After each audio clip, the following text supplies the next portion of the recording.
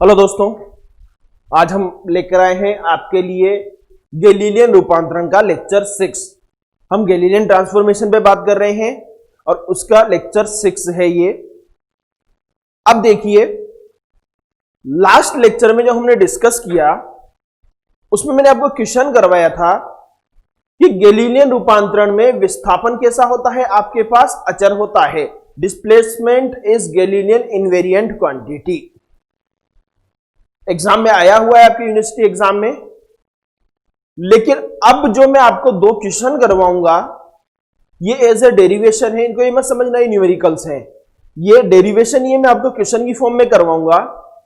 ये आप लास्ट 5-6-7 साल के पेपर उठा के देख लो, आपको मिलेंगे पेपर्स में, बार बार पूछे गए हैं। अब देखो क्या पूछा गया है। जैसे डिस्प्लेसमेंट पूछा है, वैसे के वैसे आपके यूनिवर्सिटी एग्जाम में क्वेश्चन आया हुआ है कि सिद्ध कीजिए कि गैलीलियन रूपांतरण में कुल संवेग निश्चर होता है। Prove that total linear momentum is invariant under Galilean transformation. कि गैलीलियन रूपांतरण में कुल संवेग कैसा होता है, आपके निश्चर होता है। अब पहली बात तो कुल संवेग, हम संवेग भी बोल सकते थे, ठीक है, लेकिन बात किसकी हुई, कुल संवेग। कुल संवेग की टर्मिनोलॉजी जब भी यूज करेंगे तो आपके दिमाग में क्या आता है, ऐसे शब्द हम कहां पढ़ते हैं, टक्कर में, कोलिजन। आपने 11th क्लास में कोलिजन पढ़ी है। टक्कर टक्कर कितने टाइप की होती है, दो टाइप की आपके पास, इलास्टिक एंड इनइलास्टिक, प्रत्यास्थ और अप्रत्यास्थ टक्कर। और दोनों में डिफरेंस क्या है, प्रत्यास्थ टक्कर के अंदर कुल संवेग तथा गतिज ऊर्जा दोनों संरक्षित रहते हैं और अप्रत्यास्थ टक्कर के अंदर कुल संवेग तो संरक्षित रहता है लेकिन गतिज ऊर्जा संरक्षित नहीं रहती। यही डिफरेंस है दोनों में। तो कुल संवेग की निश्चरता को, टोटल लीनियर मोमेंटम के इनवेरिएंस को प्रूव करने के लिए हम कोलिजन का एग्जांपल लेके चल रहे हैं कि माना दो पिंड हैं आपके पास, दो पार्टिकल हैं, उनकी कोलिजन हो रही है। अब गैलीलियन ट्रांसफॉर्मेशन में बात हो रही है, ध्यान देना, बात कहां हो रही है, गैलीलियन ट्रांसफॉर्मेशन के अंदर।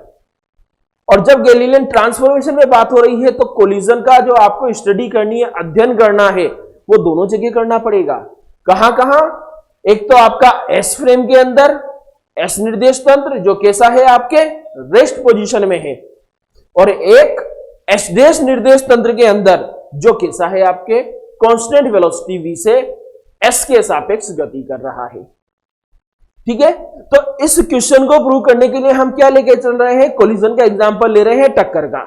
सबसे पहले कहां बात करें, एस फ्रेम के अंदर बात करें तो देखो, इन एस फ्रेम, एस निर्देश तंत्र में ये आपके पास दो पार्टिकल है, ये पहला पार्टिकल, ये आपके पास दूसरा पार्टिकल, इसका मास m1 द्रव्यमान और इसका द्रव्यमान आपके पास m2। ठीक है, अब जब टक्कर की बात होगी तो ये टक्कर से पूर्व क्या होंगे, गतिशील अवस्था में होंगे। गतिशील अवस्था में होंगे तो आपको इनके वेग मानने पड़ेंगे, वेलोसिटी। तो हम मानकर चल रहे हैं कि माना टक्कर से पूर्व इसका वेग कितना है, u1, और इसका वेग कितना है आपके पास, u2, और दोनों के बीच में क्या हुई, आपके टक्कर हुई, कोलिजन हुई।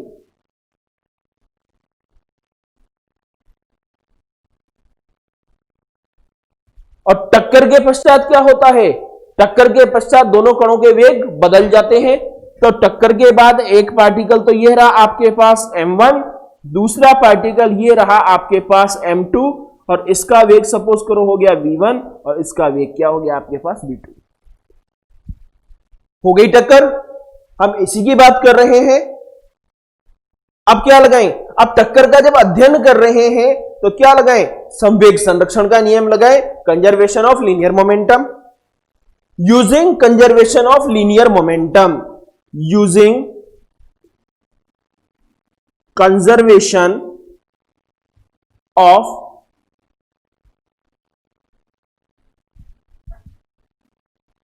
Total linear momentum,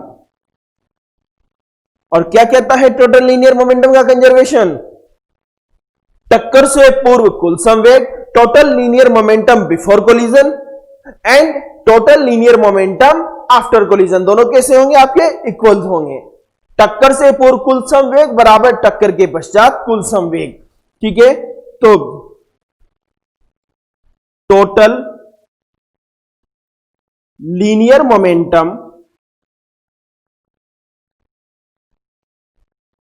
before collision is equals to total linear momentum after collision। ठीक है, बिफोर कोलिजन कितना होगा आपके पास? m1u1 plus m2u2 is equals to m1v1 plus m2v2। ये आपके पास इक्वेशन 1। हमें क्या मिल गई? आपको इक्वेशन 1 मिल गई। अब ये का यही काम दोबारा कहां करना? एस डेस के अंदर। एस डेस के अंदर हम क्या करेंगे? कुछ नहीं, सिर्फ नोटेशन चेंज करेंगे। u1 डेस u2 डेस v1 डेस v2 डेस, फिर वापस यही लगाएंगे। लेकिन उसके बाद हमें यूज क्या करना है? गैलीलियन रूपांतरण। अगर गैलीलियन रूपांतरण लगाने के बाद आपको यही इक्वेशन वापस मिल जाती है, इसका मतलब क्या हुआ कि टोटल लीनियर मोमेंटम है वो कैसा है आपके गैलीलियन रूपांतरण के अंतर्गत? इनवेरिएंट होता है, निश्चर होता है। ठीक है, तो हम एस डेस में बात करें उससे पहले आप ये लिख लीजिए, फिर हम S dash frame of reference पे आते हैं। ओके, अब देखिए हम यही काम कहां करने हैं वापस? एस डेस के अंदर। तो देखिए इन S dash frame, S dash frame में इसको ले लिया आपने u1 dash u2 dash v1 dash v2 dash. अब वापस वही कंजर्वेशन ऑफ लीनियर मोमेंटम लगा रहे हैं कि टक्कर से पूर्व कुल संवेग बराबर टक्कर के पश्चात कुल संवेग। अब टक्कर से पूर्व कुल संवेग कितना आएगा?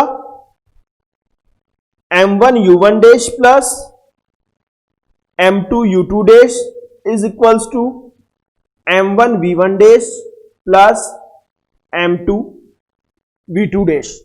ये आपके पास इक्वेशन 2 आ गई साहब। हमने इक्वेशन 1 निकाली एस फ्रेम में लीनियर मोमेंटम कंजर्वेशन यूज करके, और इक्वेशन 2 भी निकाली एस डेस फ्रेम में लीनियर मोमेंटम कंजर्वेशन यूज करके। अब हमें करना क्या है? गैलीलियन ट्रांसफॉर्मेशन इस पर अप्लाई करना है, और अप्लाई करने के बाद देखना है कि जो मोमेंटम आ रहा है कुल संवेग एस डेस में वो पहले वाले के एस के बराबर आ रहा है कि नहीं आ रहा है। अब आपको तो क्या करना है? सिद्ध करना है, प्रूव करना है। मतलब आएगा, डेफिनेटली आएगा। ठीक है, तो from Galilean transformation we know that, from Galilean transformation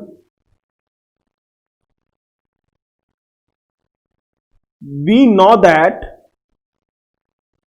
क्या जानते हैं आप?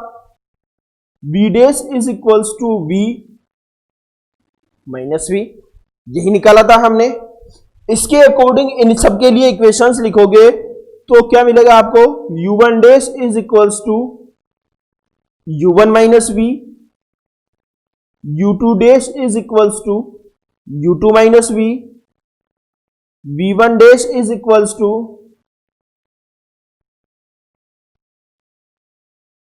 v1 minus v and v2 dash is equals to v2 minus v। ये आपके पास इक्वेशन 3।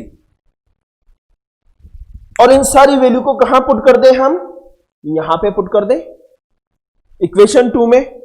तो हम इसको पुट करते हैं, उससे पहले आप एक बार यहां तक लिख लीजिए। ठीक है, अब देखिए from equation 2 and 3, from equation 2 and 3 से वैल्यू पुट कर रहे हैं 2 में। ये आपका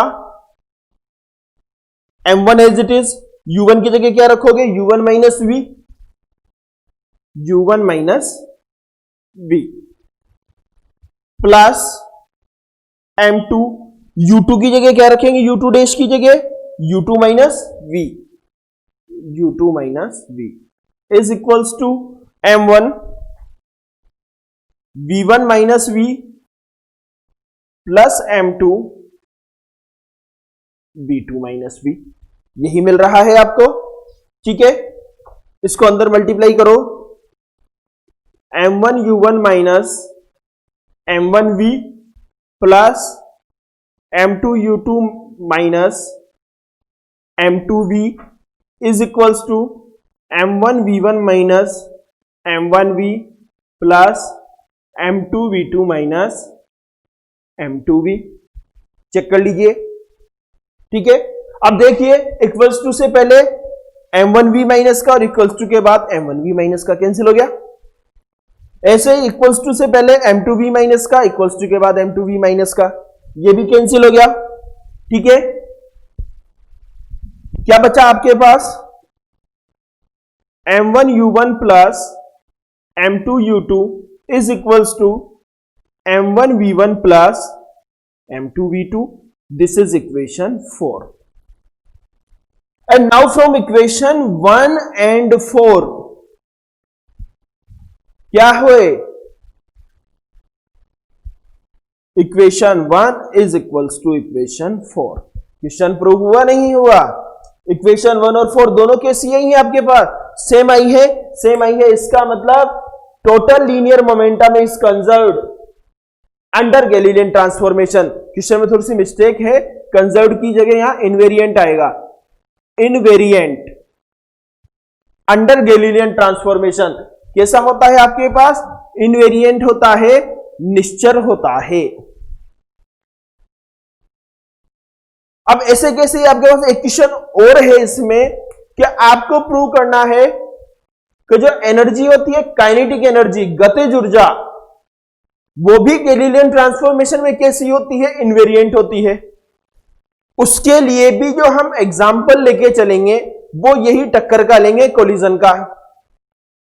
और जब हम उसको सोल्व करेंगे तो हमें वहां पर ये लीनियर मोमेंटम वाला जो इनवेरिएंस है ये यूज करना पड़ेगा, तब आप काइनेटिक एनर्जी को, और सिर्फ इसी चीज को याद रखते हुए काइनेटिक एनर्जी वाला जो क्वेश्चन है वो आपसे सबसे ज्यादा बार पूछा हुआ है एग्जाम के अंदर।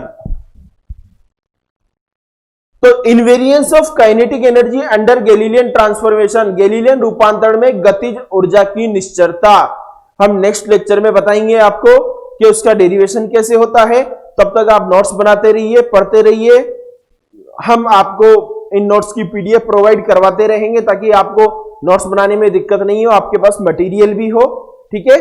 Thank you so much.